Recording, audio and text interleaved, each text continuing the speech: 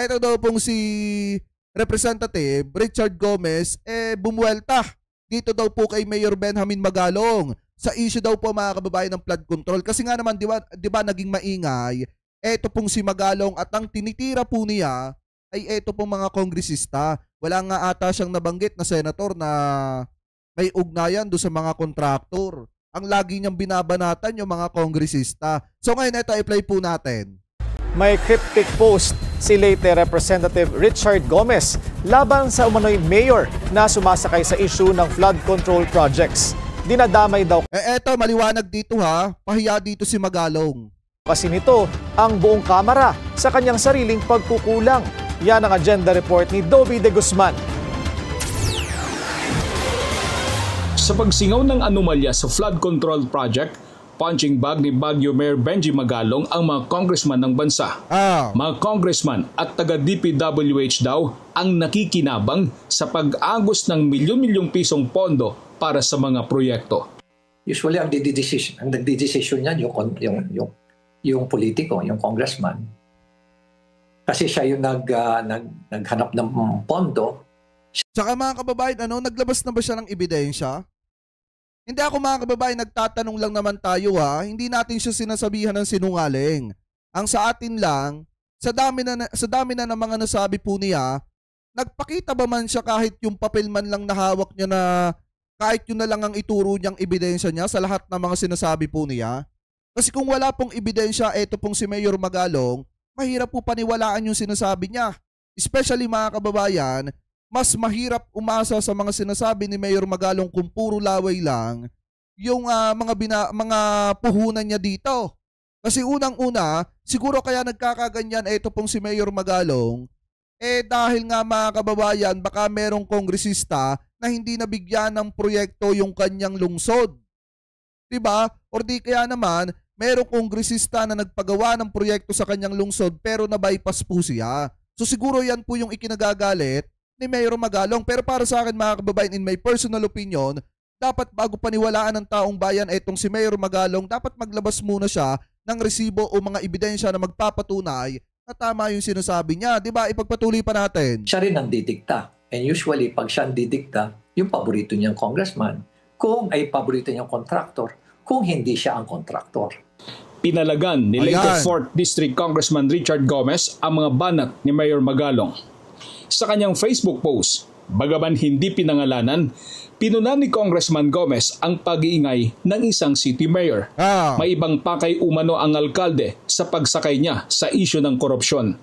Kung ito daw ay may kinalaman sa congressman ng lungsod na may nadalang mas maraming proyekto kaysa sa kanya, huwag niya raw idamay sa isyu ang buong mababang kapulungan para lang magpapogi. Tama, kasi ang ginagawa ni Magalong mga kababayan, pagpapapogi yan. Hindi nyo ba napapansin?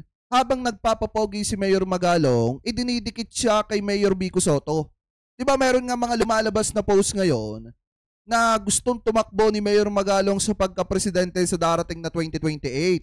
At ang kanyang busy daw, di umano, ayon doon sa mga post mga kababayan sa Facebook na naglipa na, ay si Mayor Vico Sotto. Maliwanag naman na ito pong si Mayor Vico Sotto ay wala na pong balak na tumakbo sa darating na 2028. Ngayon, kung titingnan nyo rin mga kababayan, ang isa rin nating nakikita dito, talagang puro papogi lang itong ginagawa ni Magalong ngayon. Kasi sa dami na po nang naikuda niya, sa dami na po na nasabi niya, wala siya ni kahit katiting na ebidensya na ipinapakita, walang pinagkaiba doon sa accusation niya mga kababayan sa mga kongresista na 777, o na 37. Diba? Walang pinagkaiba doon kasi yun, nabaon na lang sa limot yun eh. Hinihingan siya ng ebidensya patungkol doon, wala siyang nailabas. Diba, ituloy pa natin. Bandang huli, payo ni Congressman Gomez, bago niya pakialaman ang Kongreso, ayusin niya muna ang problema ng sarili niyang bahay dahil lubog sa iba't ibang problema, gaya ng polusyon sa hangin, palyadong public transport, overcrowding, pagsulpot ng illegal structures, at watak-watak na urban planning. Ayan. Yan dapat ang inaatupag mo, Mayor Magalong. Yung pagpapapogi sa kamo na gawin yan, malayo pa ang eleksyon. Dapat ang inaatupag mo, pagandahin mo yung Baguio. Diba? Tutukan mo yung mga problema na nangyayari dyan sa Baguio City. Yan dapat ang ginagawa mo bilang mayor dyan sa Baguio. dapat maging huwarang mayor ka. At dapat ang atupagin mo, yung mga nasasakupan mo, kung paano mo matutulungan, hindi yung nakikialam ka sa buhay at sa issue ng iba. Diba, biruin nyo, ang dami na niyang sinabi, ang dami na niyang naikuda sa issue ng flood control, wala pa siya ni isang ebidensya na ipinapakita na totoo yung mga sinasabi niya. Pag hinihinga naman na ilabas yung ebidensya, wala naman siya mailabas. So paano natin paniniwalaan etong sinasabi ni Magalong? O baka sabihin ng iba, Jake, wala namang problema sa Baguio eh. Di naman totoo yung sinasabi dyan. O di pakinggan natin yung sinasabi ng mga taga Baguio. Sa huling bahagi ng kanyang post, hirit ni Gomez, mahiya ka naman. Oh! Ang tanong, may bahid ba ng katotohanan ang patutsada ni Goma tungkol sa lungsod ng Baguio? Ayon sa estudyanteng si Abigail, big yes, lalo na raw sa usapin sa traffic. Anya, kung dati-rati ay 15 minuto lang ang biyahe mula sa kanilang barangay papasok sa eskwelahan sa Harrison Road, ngayon isa't kalahat. Wait lang, may nabasa tayong comment dito. Sabi ni Ma'am Leonie Ang, ayan, sabi dito meron talaga kaming congressman sa Baguio at hindi niya ma-under. Kaya pala nang gagalaiti sa mga congressman. Etong si Mayor Magalong, baka naman nasasapawan na siya noong congressman na yon. Baka yung congressman na yon marami ng proyekto, tapos etong si Mayor Magalong wala pa ni isang proyekto or wala pang kahit na anong proyekto na nagagawa. Baka kaya naggagalaiti ng ganyan at tinitira yung mga kongresista. Kasi kung titingnan nyo, noon niya pa tinitira yung mga kongresista. Diba sa issue pa nga lang nung 7-7, yung 7 sa AIX, AKAP, at may isa pa siyang binabanggit mga kababayan, noon niya pa sinasabi yan. Pero wala siyang maipakita na ebidensya tuwing hihingan po siya ng ebidensya na nagpapatunay na totoo at tama po yung kanyang sinasabi. Kaya nga mahirap paniwalaan at tangkilikin itong sinasabi ni Magalong. Kasi para sa akin mga kababayan, hanggat wala kang inilalabas na ebidensya, fake news po yan. Ating oras na.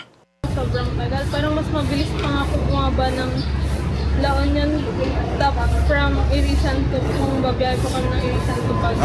Parang gano'n. Para na po kami bumababa ng La Union. Dahil lang po sa traffic. Ayan. Biruin nyo mga kababayan na estudyante na yung nagsasabi. Dahil daw sa traffic mga kababayan, tumatagal yung pagpunta nila sa gusto nilang puntahan. Lalo na, parang ang nangyayari nga naman dito, mas madali pa daw na bumaba ng La Union, galing Baguio, bababa ng La Union, mas mabilis pa mga kababayan. So ngayon, kung titingnan ninyo, ito yung mga problema na dapat tinututukan ni Magalong. Ayon naman kay Mario Simbahon, ang mga problemang binanggit ni Goma ay kaakibat ng pag-unlad ng Baguio. Bakit dito na ako pinanganak? Talang nakita ko ang ganda ng Baguio that time. Pero hanggang sa lumipas ang panahon, hindi natin maiwasan yan na dumami ang mga buildings, mga dito pumupunta yung mga tao para magtrabaho. Now, about the traffic, di talaga natin maiwasan dahil mga daan natin hindi lumalaki. Dumadami. Di dapat tinututukan nga ni Magalong yan. Building, pero ang daan natin hanggang ngayon, ganun pa rin. Dumadami ang sasakyan, dumadami ang tao. Sa kabila nito, kung ikukumpara sa ibang lugar, mas maganda pa rin anya ang Baguio dahil disiplinado mga tao at maganda ang klima. Kaya sang-ayon si na Abigail at Mario, naunahin ni Mayor Magalong ang pagresolba sa mga problema para sa pagpapatuloy ng pag-unlad ng syudad. Ayan Mayor Magalong, mismong mga tagalugar mo na, mismong nasasakupan mo na nagsasabi na unahin mo yung problema ng Baguio City bago yung pangingialam mo sa problema ng iba. Diba, biruin mo, hindi ka naman kasali sa issue ng flood control, pero nakikisali ka. Ang masaklap na nga lang nito, nakikisali ka na nga lang, wala ka pang ebidensya. Diba, magpakita ka muna ng ebidensya, tanggapin mo yung hamon sa'yo ni Atty. Claire Castro na ilabas mo ang ebidensya mo kung mayroon ka mang hawak para na sa ganon, makatulong sa investigasyon na gagawin. Ang problema, puro sinasabi niya na ilalabas niya, wala naman siyang inilalabas. Kaya sa totoo lang mga kababayan, mahirap pong paniwalaan yan pong sinasabing yan ni Mayor Magalong. O baka mamaya mapikon sa atin si Mayor Magalong, pabanatan tayo kay Libayan Kayo So ngayon, mga kababayan, yan lamang naman po yung masasabi natin about dyan sa issue ni Magalong na yan. Sana bago siya makialam sa iba, pakailaman niya muna. Yung nasasakupan niya, linisin niya muna, atupagin niya magtrabaho bilang mayor. Hindi yung pa-interview siya ng pa-interview. Tapos ang masaklap nito, pa-interview ng pa-interview, wala naman palang hawak na ebidensya.